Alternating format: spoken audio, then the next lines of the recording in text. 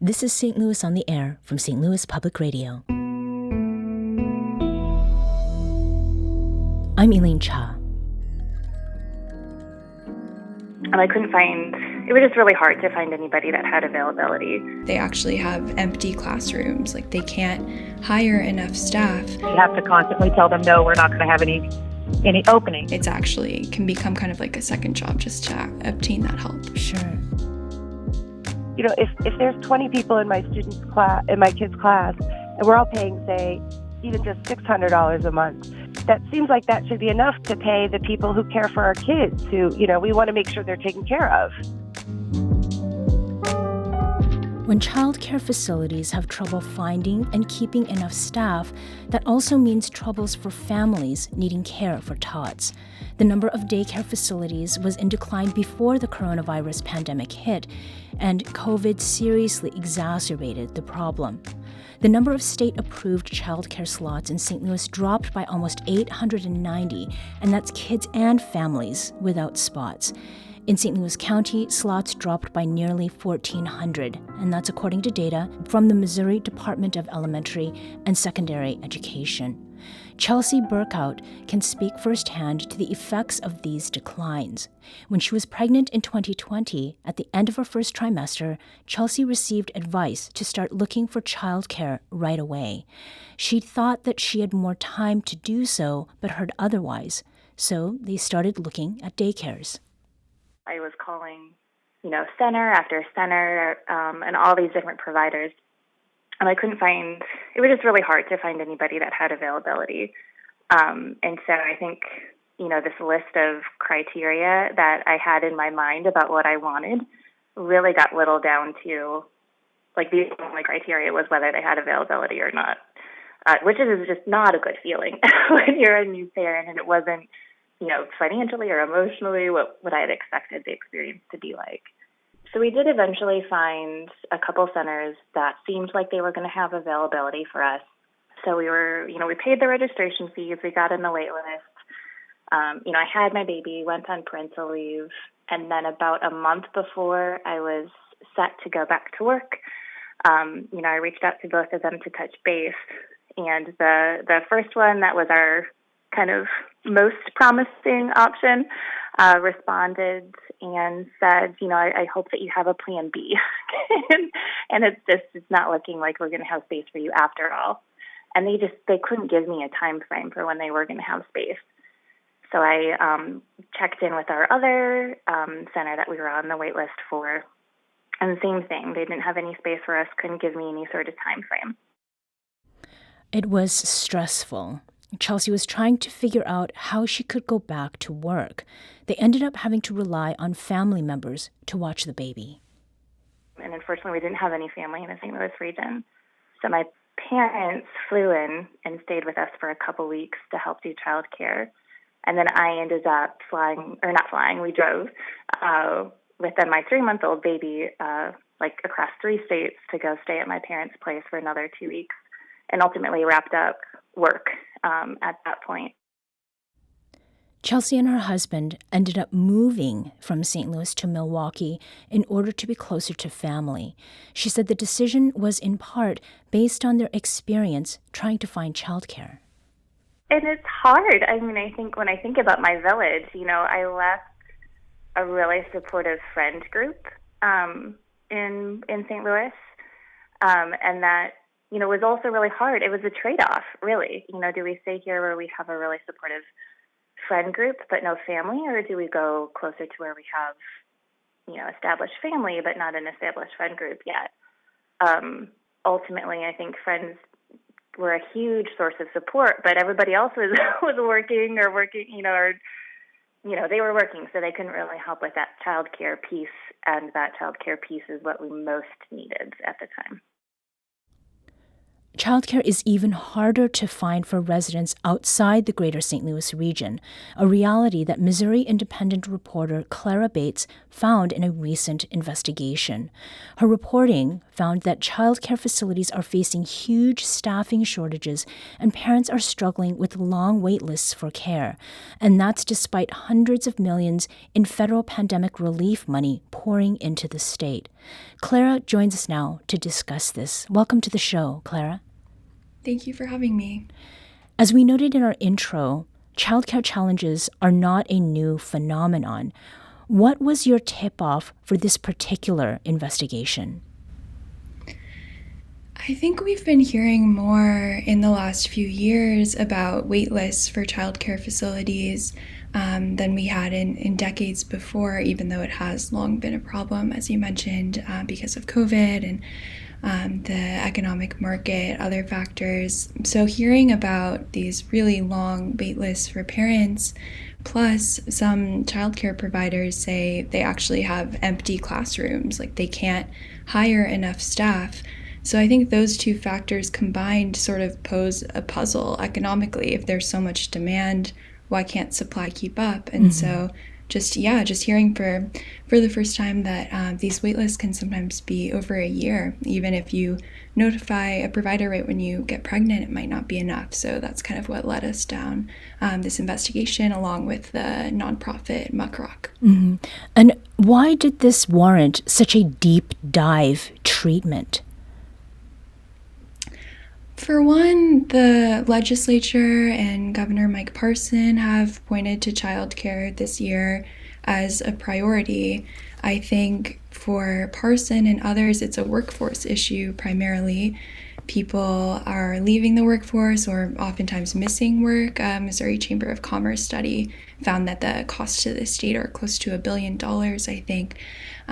So for him, it's kind of an issue economically in the state, and one that not only Democrats but also Republicans are paying more attention to now, as states across the country are kind of searching for creative solutions to try to make childcare more accessible and affordable. Mm-hmm. Now, what did the parents who are in the most, I guess, the driest childcare deserts, because there are different degrees, tell you about their experiences, and where are those deserts located? Yeah, I should say a desert is where there are more than 3 children, ages 5 and under, for every licensed slot, or no slots at all. So they're predominantly concentrated in rural parts of the state, and the kind of clusters of desert zip codes that we found often mean on the ground that families can drive a great distance and still not find a daycare facility. So what we heard from people in those areas is a particularly long wait time to get off a wait list. For instance, in St. Joseph, we talked to a family where the mother had to start working on opposing schedules as her husband in order to cover childcare day and night. So they kind of just passed each other walking out the door. He worked night shifts and she worked during the day while they waited to get off a wait list. And they were kind of just at the whims of whatever daycare facility would allow them off first. So it does restrict parental choice in that way. But it's important to note that even in areas that aren't considered deserts, as I mentioned, there might be staffing issues so that there are enough slots, but not enough staff to actually fill those classrooms. And so that can pose a real challenge in places like St. Louis. Mm-hmm. And is there anything that you learned about current circumstances in those driest childcare deserts that exacerbates challenges to getting childcare? Well, I think there are fewer facilities in rural areas, and the cost to starting a childcare business is pretty exorbitant.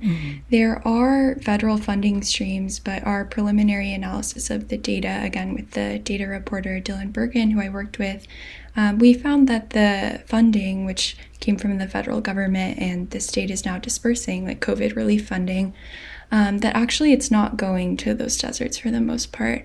And so we're going to continue tracking that data as we get more of it. But I think part of that could just be in those rural areas, childcare providers might not necessarily have the staff and the capacity to be applying for these grants and this funding.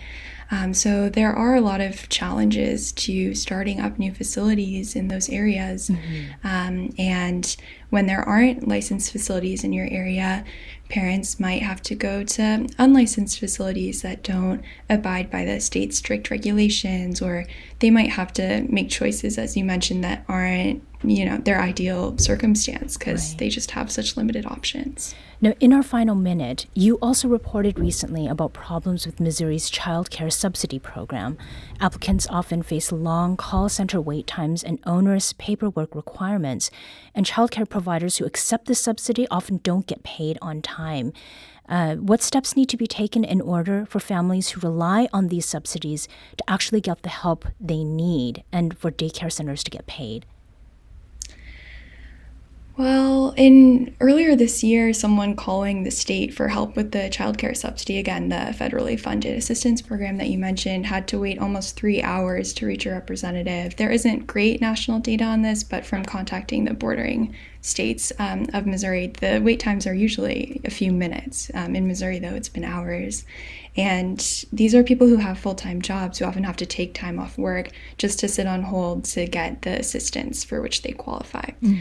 I think the state is moving to fix some of their own staffing issues, which might be contributing to these long wait times. The governor approved pay raises across the board a few months ago. So the people in the department I spoke to are hopeful that that will help retain staff, but it's been years in the making of shrinking the social services department that deals with these programs. So I think it's really difficult to catch up at this point. And it is, one of the few ways to get help if you're extremely low income and affording childcare, but it's actually can become kind of like a second job just to obtain that help. Sure. Well, Clara, thanks for illuminating that and for joining us today. Thank you so much for having me. Clara Bates is a reporter with the Missouri Independent. You can find her recent reporting on daycare woes, both for parents and providers, at MissouriIndependent.com. Coming up, we'll hear firsthand from 2 child care providers, and we want to hear from you, parents and guardians. How much of your paycheck goes toward daycare? Do you feel there are enough options for facilities in your area? Give us a call at 314-382-8255. That's 314-382-TALK, or email us at stlpr.org. This is St. Louis on the Air on St. Louis Public Radio.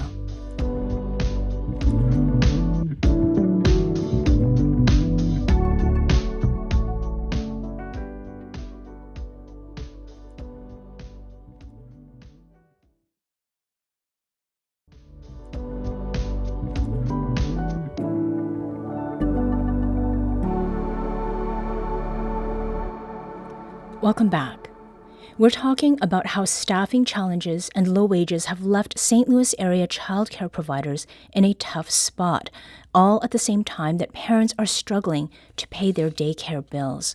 With me now are 2 St. Louis area childcare providers. Candace King, owner of Beginning Steps Childcare and Learning Center. Welcome, Candace. Hello, thanks for having me. And Kristen Skibo, Faith Academy Executive Director. Welcome to you as well. Thank you. Thanks for having me. Thank you both for being here. Now, parents, we want to hear from you this hour too. How much of your paycheck goes toward daycare? Have you had to rely on family members to help with childcare because of costs? Give us a call at 314-382-8255. That's 314-382-TALK, or email us at talk@stlpr.org. Now, Candace, you founded Beginning Steps Childcare and Learning Center nearly a decade ago, and you've made the decision to close the center on June 2nd. What's led you to this point? Low staffing. Low staffing and staff being willing to stay. And was it always this much of a struggle?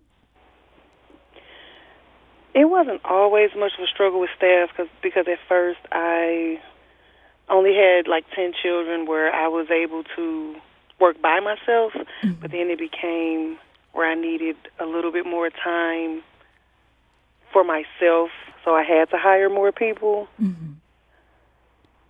So there was some development over time then in the size of the services that you were providing?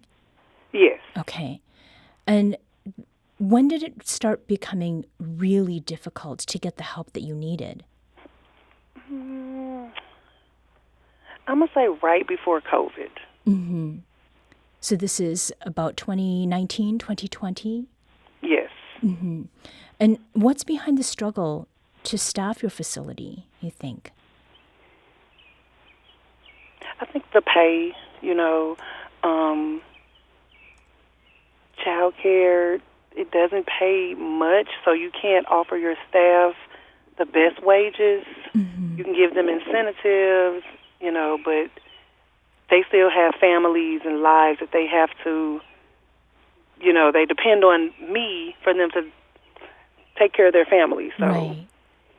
Kristen, do you relate to Candace's story? How is Faith Academy faring in terms of paying bills and maintaining an employee base? So our experience is very similar to Candace. We started experiencing struggles with understaffing before COVID. And then, of course, COVID kind of brought everything to light, especially for the service industry. And we have been able to stay open. I have 3 locations in the St. Louis area. We've been able to stay open because we, changed some policies. We closed some classrooms. We were able to qualify for a few grants that helped us to stay open. But the truth is we are down at least 1 classroom at each location because of staffing. So we receive phone calls every day from families looking for care. And if we had more staff available, we would be happy to bring those families into our centers. But the reality is we just don't have the staff for that. And speaking of calls, we have Lindsay on the line from St. Louis. Lindsay, welcome to St. Louis on the Air. Thank you. My question dovetails to what you were talking about. So my son is 6. He's been in daycare since he was an infant. And at various times, I've paid up to, say, like $800 a month for him to be in daycare. But my question is about the economics. If staff are paid so little and the parents seem to be paying so much, where's the money going? Because if there's 20 people in my kids' class, and we're all paying, say, even just $600 a month, that seems like that should be enough to pay the people who care for our kids, who we want to make sure they're taken care of. Thank you, Candace. Do you have any insight that you can shed there? Yes. And I understand exactly what you're saying, and I think that I felt that way before I opened my center. But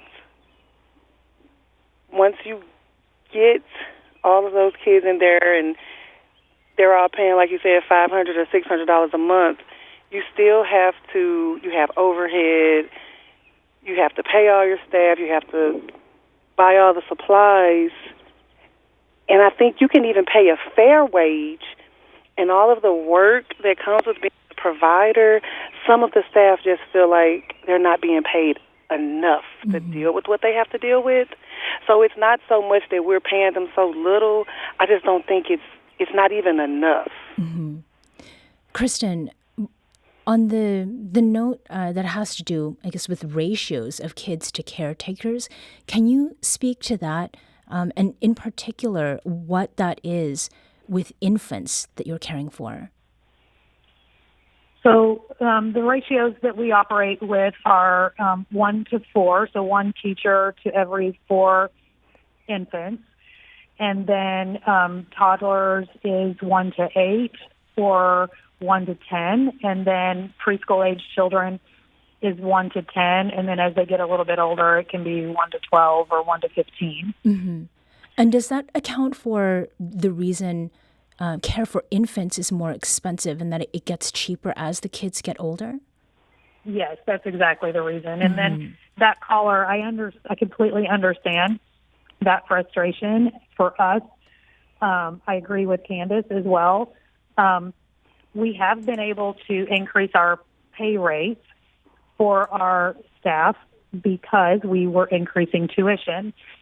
At the same time, insurance costs are going up and food costs are going up and rent is going up and all of the other expenses that go along with it. So there's really, the margin hasn't changed. Even though things cost more and we're able to pay more, that margin is still very slim. And so, like Candace is experiencing, you finally get to a point where you have to decide, can I keep my doors open?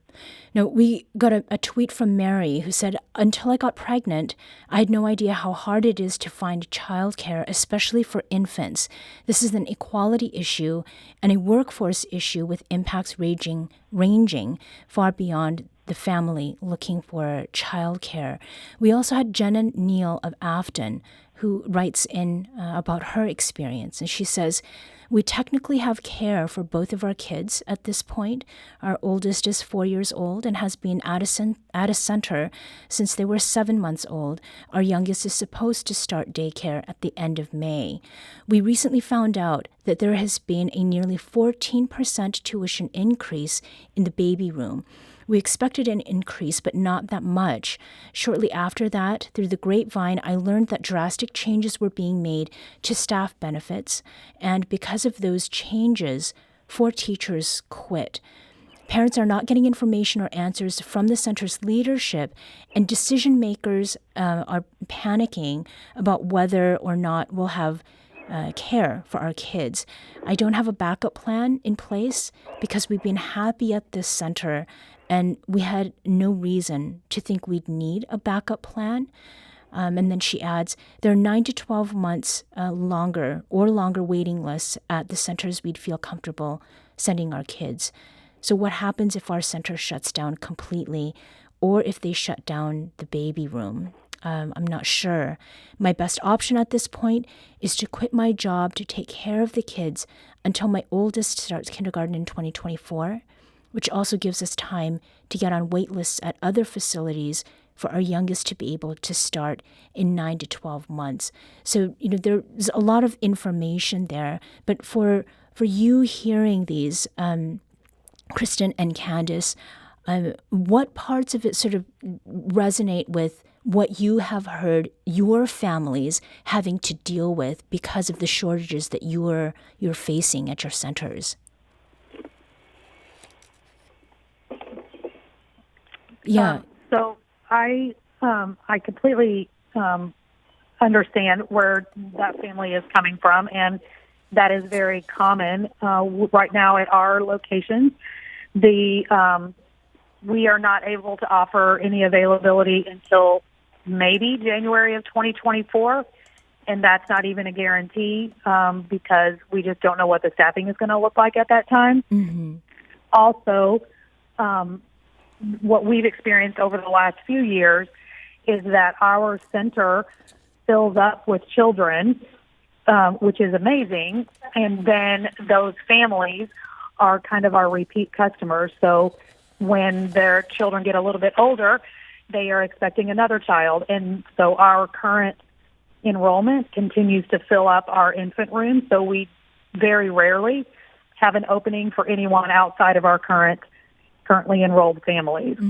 So, and I know that that's frustrating when families call us and, hopefully they've heard good things about us and they would love to get in, but then we have to constantly tell them, no, we're not going to have any openings. And in order to create more space, we need to hire more people and, even perhaps add different classrooms, which that depends on the facility, if that's even an option. Right.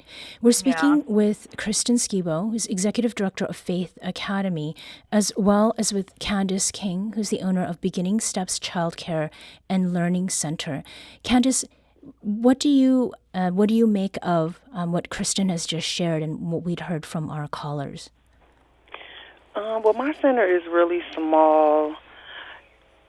So when I gave out my letter to my parents that I was closing, I assured them that I would help in any way with the resources of other centers that I've worked closely with their directors. And I know it's scary to even have to think that your daycare center that you've been at for a while may be closing, or they won't be able to take your new child. But I just try to reassure them that this person that I'm referring you to, hopefully they have a spot, and if they do, I wouldn't refer them to anyone that I wouldn't send my own child to. Right, so I try right. to help out in that way. But I also did deal with callers dealt with when I lost staff, I had to stop taking infants. And I had some of my parents that were already enrolled here that were pregnant. But I had to do it because I had 2 workers leave out when I had 4 infants in my infant room and 15 toddlers. I was left by myself. So it really is, So I had it's to staffing, stop. it's not a matter of heart. Yeah. Yes. And Justine is calling from Clayton. Justine, welcome to St. Louis on the Air. Hi. Thanks for having me. Long-time listener, first-time caller. I work for a very large employer who offers a benefit to employees, which some would say is a benefit to the employer, called backup care. And lots of places do this. Starbucks does this.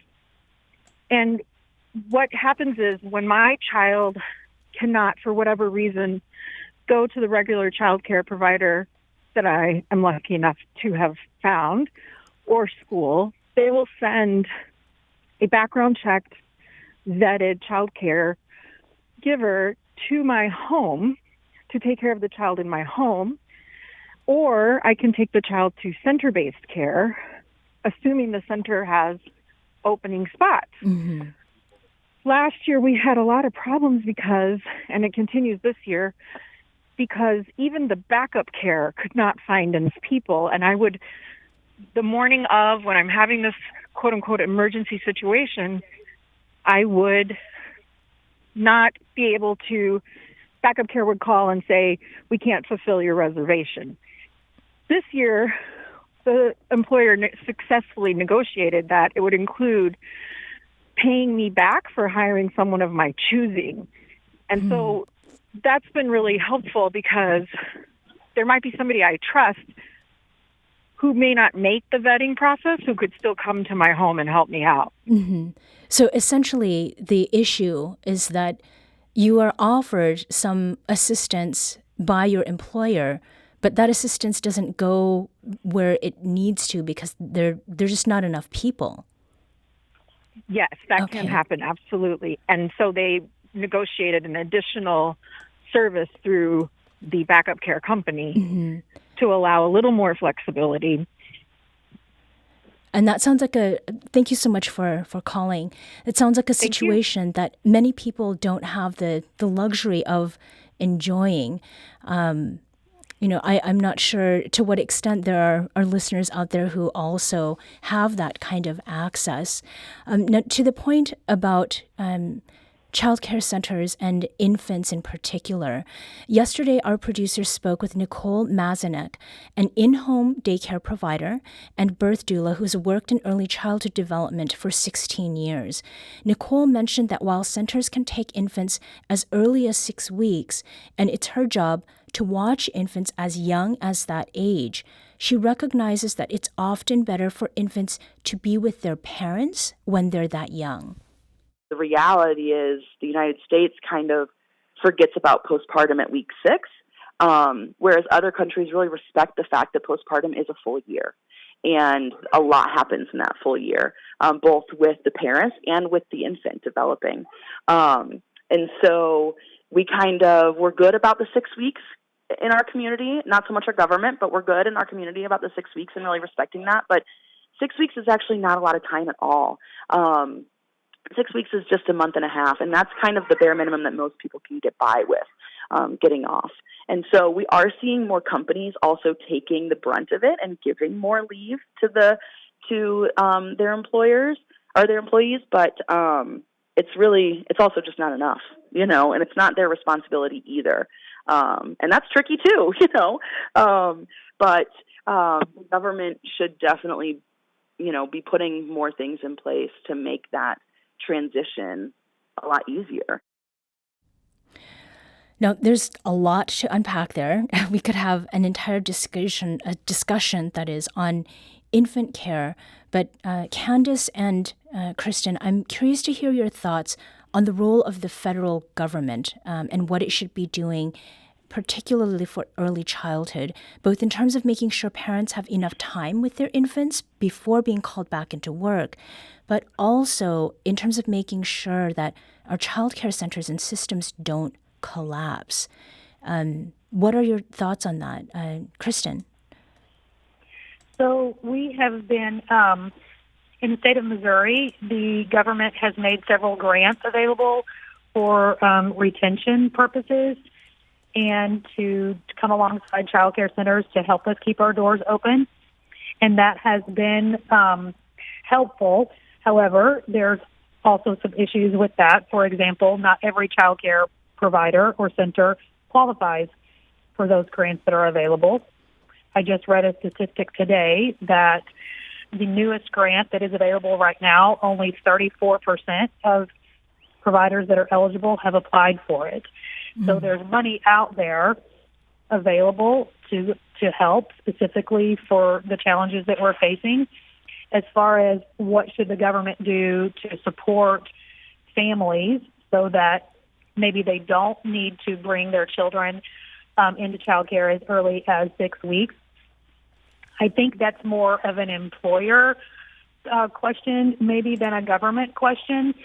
I think employers can recognize that they will have better performance from their employees if they give them adequate time with their infants. In our experience right now, when we are able to enroll infants, on average, we're not seeing children until they are 5 or 6 months old start at Safe Academy, which I think is really healthy for both the parents and the child, because what ends up happening when an infant starts at age 6 weeks old, there's a lot of lost work time that's going to happen because, now we're in a group childcare setting where germs are being shared and there's going to be frequent sickness, which means you're going to have to take off work more. So I think in the end, it is better for everyone for infants to start a little bit when they're a little bit older. Right. But again, I think that responsibility lies in the hands of the employer. Mm-hmm. Now, Candace, in our final minute, what do you see as solutions to the problems child care centers are facing? And briefly, what are your plans after June 2nd? I think, like Kristen said, there are grants out there, and I did receive some earlier when they first came out, and they did help. I think it's kind of almost, this is something the government should have helped us with a long time ago because we offer so much to the children that we care for, and we help the parents out so much. It's like we just now became important as providers. Mm-hmm. And I've always felt important, but I don't think we ever felt like other people thought we were that important. Mm-hmm. And what do you plan after June 2nd? Well, I want to still stay in the community, do like coat drives and turkey drives, back-to-school drives. I think after I take a little break, I may open my doors back up and do like summer camp or spring break camps or winter break camps because I love what I do. I just had to take a step back because of the staffing and how it was weighing in on me and my one staff that I do have. Right. It would be great if I had 3 or 4, but it was just me and one other worker. Yeah. Candace King is owner of Beginning Steps Child Care and Learning Center, and Kristen Skibo is the Faith Academy Executive Director. Thank you both for joining us today. Thank you so much. Thank you.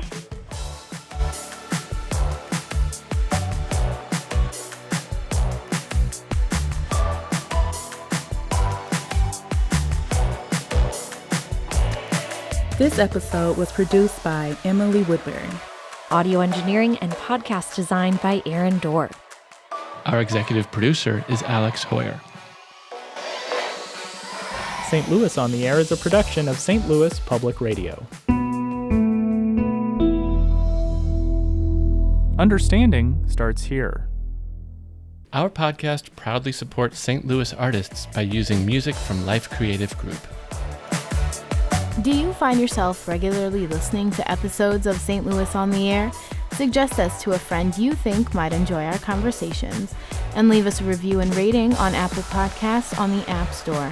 It's the simplest way to help people discover our show. Thank you. St. Louis Public Radio is a member-supported service of the University of Missouri St. Louis.